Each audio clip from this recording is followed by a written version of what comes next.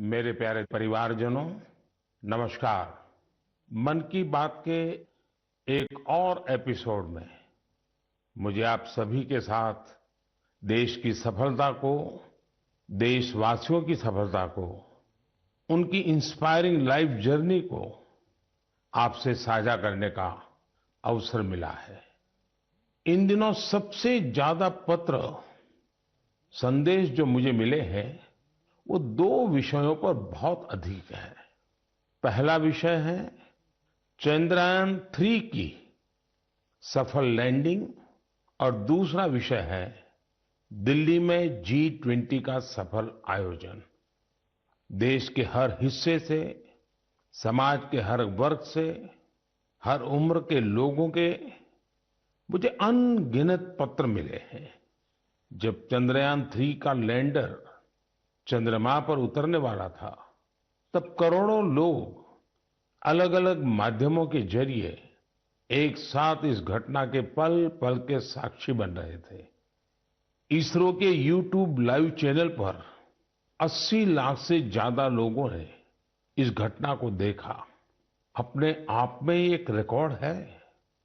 इससे पता चलता है कि चंद्रयान-3 से करोड़ों भारतीयों का कितना गहरा लगाव है। चंद्रयान की इस सफलता पर देश में इन दिनों एक बहुत ही शानदार क्विज कंपटीशन भी चल रहा है, प्रश्न स्पर्धा, और उसे नाम दिया गया है चंद्रयान-3 महाक्विज। माईगोव पोर्टल पर हो रहे इस कंपटीशन में अब तक 15 लाख से ज्यादा लोग हिस्सा ले चुके हैं। माईगोव की शुरुआत के बाद यह किसी भी क्विज में सबसे बड़ा पार्टिसिपेशन है।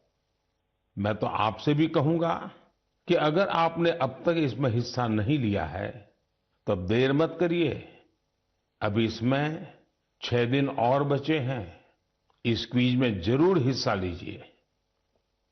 मेरे परिवारजनों, चंद्रयान-3 की सफलता के बाद G20 के शानदार आयोजन ने हर भारतीय की खुशी को दोगुना कर दिया।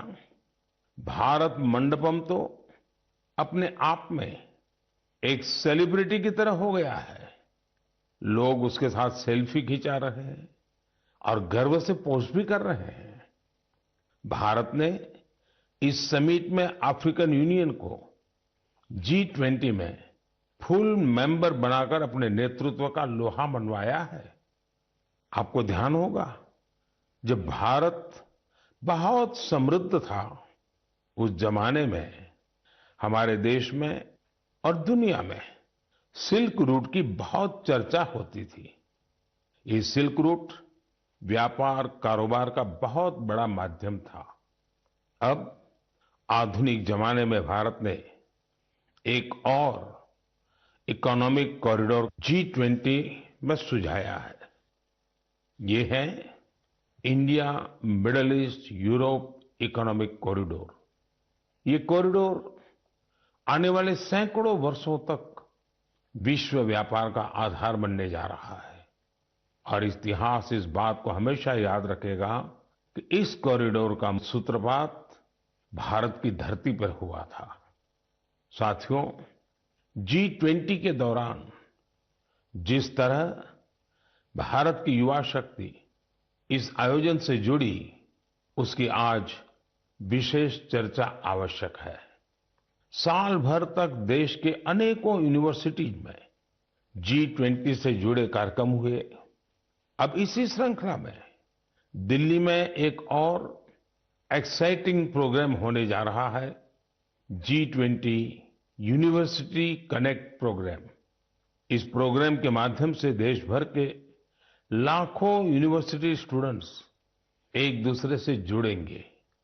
इसमें IITs, IIMs, NITs और मेडिकल कॉलेजेस जैसे कई प्रतिष्ठित संस्थान भी भाग लेंगे। मैं चाहूंगा कि अगर आप कॉलेज स्टूडेंट हैं तो 26 सितंबर को होने वाले इस कार्यक्रम को जरूर देखिएगा, इससे जरूर जुड़िएगा। भारत के भविष्य में युवाओं के भविष्य पर इसमें बहुत सारी दिलचस्प बातें होने वाली हैं। मैं खुद भी इस कार्यक्रम में शामिल होऊंगा। मुझे भी अपने कॉलेज स्टूडेंट्स से संवाद का इंतजार है। मेरे परिवारजनों, आज से 2 दिन बाद 27 सितंबर को विश्व पर्यटन दिवस है। पर्यटन को कुछ लोग सिर्फ सैर सपाटे के तौर पर देखते हैं, लेकिन पर्यटन का एक बहुत बड़ा पहलू रोजगार से जुड़ा है।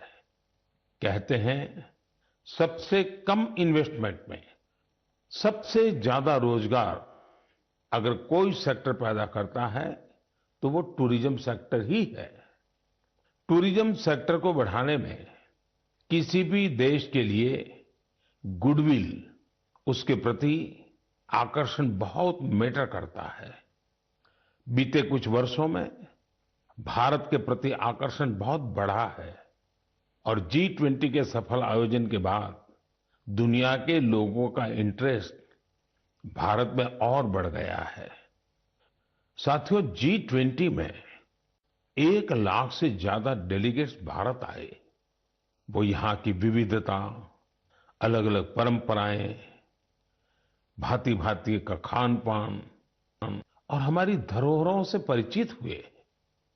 यहाँ आने वाले डेलीगेट्स अपने साथ जो शानदार अनुभव लेकर गए हैं, उससे टूरिज्म का और विस्तार होगा। आप लोगों को पता ही है कि भारत में एक से बढ़कर एक वर्ल्ड हेरिटेज साइट्स भी हैं और इनकी संख्या लगातार बढ़ती जा रही है। कुछ ही दिन पहले शांति निकेतन और कर्नाटका के पवित्र होयसड़ा मंदिरों को वर्ल्ड हेरिटेज साइट्स घोषित किया गया है। मैं इस शानदार उपलब्धि के लिए समस्त देशवासियों को बधाई देता हूं।